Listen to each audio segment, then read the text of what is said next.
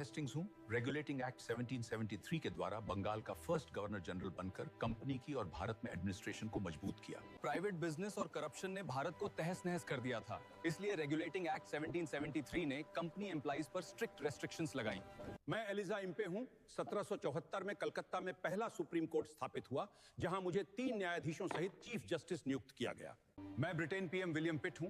1784 में कंपनी के कमर्शियल और पॉलिटिकल फंक्शन अलग कर भारत में डबल गवर्नमेंट सिस्टम शुरू किया। कोर्ट ऑफ डायरेक्टर्स केवल व्यापार देखेंगे, जबकि पॉलिटिकल मामलों के लिए बोर्ड ऑफ कंट्रोल बनाया गया, जो डायरेक्टली ब्रिटिश गवर्नमेंट को रिपोर्ट करेगा। मैं ब्रिटिश पीएम जेनकिंसन हूं। 1813 के चार्टर एक्ट से ईस्ट इंडिया कंपनी का व्यापारिक एकाधिकार खत्म किया, सिर्फ चीन के साथ चाय ओपियम ट्रेड बचा। चार्टर एक्ट 1813 ने भारत में मिशनरियों को वेस्टर्न एजुकेशन और धर्म परिवर्तन की अनुमति दी, साथ ही शिक्षा के लिए 1 लाख रुपए वार्षिक अनुदान दिया।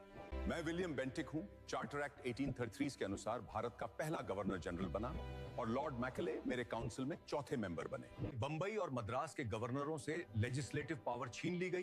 अब सारी लेजिस्लेटिव पावर केवल गवर्नर जनरल के हाथ में आ गई। चार्टर एक्ट 1833 के अनुसार मैकेले की अध्यक्षता में 1834 में लॉ कमीशन 3 अन्य सदस्यों सहित बैठी, जिसने आईपीसी, सीआरपीसी और सीपीसी बनाए। चार्टर एक्ट 1853 के अनुसार पहली बार गवर्नर जनरल की काउंसिल लेजिस्लेटिव और एग्जीक्यूटिव काउंसिल में बंटी, जिसे मिनी संसद भी कहा गया।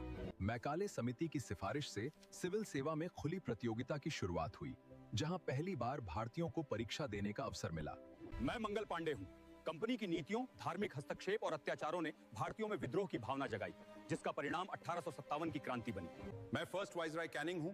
इंडियन गवर्नमेंट एक्ट 1858 ने कंपनी का शासन समाप्त कर भारत को सीधे ब्रिटिश क्राउन के अधीन कर दिया।